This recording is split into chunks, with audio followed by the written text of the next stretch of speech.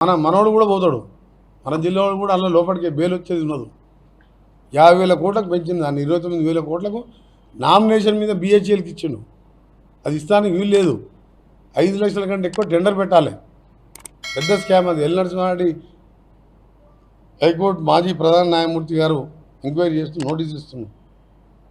అందుకనే చెప్తున్నాం, కాంగ్రెస్ పార్టీ గురించి మాట్లాడినా మరొకసారి మర్యాద దక్కదని చెప్పి మేము తలుచుకుంటే నీ దగ్గర అయ్యారా 7-8 మంది ఎంపీలకు పోయి సగం మంది మా దాంట్లకు సగం బీజేపీలకు పోయి ఎంపీ టికెట్ తెచ్చుకున్నాం. నీ క్యాండిడేట్లకే దిక్కు లేదు. ఆయనకంట సీట్లు వస్తాయంట, మాకు 1-2 వస్తాయంట. నవ్వు వస్తుంది పొద్దున ఆయన స్టేట్మెంట్ చూస్తుండే. అందుకనే మరొకసారి కేసీఆర్ గారికి చెప్తున్నాం, నీ బిడ్డను బెయిల్ తెచ్చుకునే ఉపాయం చేసి ఈలో కూడా నువ్వు నీ కొడుకు జైలుకి పోతే మా ముఖ్యమంత్రి గారు చెప్పినట్టు డబుల్ బెడ్రూమ్ అనుకున్నాం, ఒకటి చెల్లపల్లి జైల్లో కడదామంటే అది సరిపోనట్టుంది. ఎందుకంటే ఈ రావులందరూ పోతట్టున్నారు. ప్రభాకర్ రావు నుంచి మొదలు పెడితే తారక రామ దాకా ఎన్ని డబుల్ బెడ్రూమ్ కట్టాలి, చెర్లపల్లి కొన్ని కట్టాలి, చెంచల్గూడలు కొన్ని కట్టాలి. చేసిన మోసాలకు ఖాళీగా మళ్ళీ కాంగ్రెస్ పార్టీ గురించి మాట ఇస్తే మర్యాద దక్కదని చెప్పి సీరియస్గా వార్నింగ్ ఇస్తున్నాం. నువ్వు అనుకుంటున్నావు ఇట్లా కాంగ్రెస్ వాళ్ళు మర్యాదగా మాట్లాడుతున్నావు అనుకుంటున్నాను.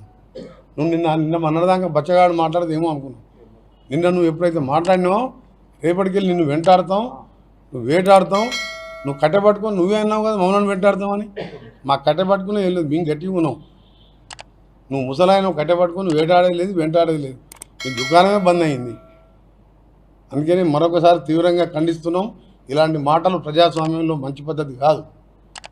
ప్రజలు ఎన్నుకున్న ప్రభుత్వాన్ని ఏడాదిలో పోతుందని జోస్యాలు చెప్పడం, ఆ రోజు కూడా చంద్రబాబు నాయుడు నుండి ఎన్టీఆర్ దింపిన దాంట్లో ఈయన కూడా పాత్ర ఉన్నదల్లా.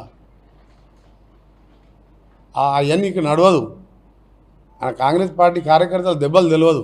10 ఏళ్ళు పోలీసులతో చూపించిండు. ఇలా మా కార్యకర్తలు ఉరికిరికించి కొడతారు. జాగ్రత్త.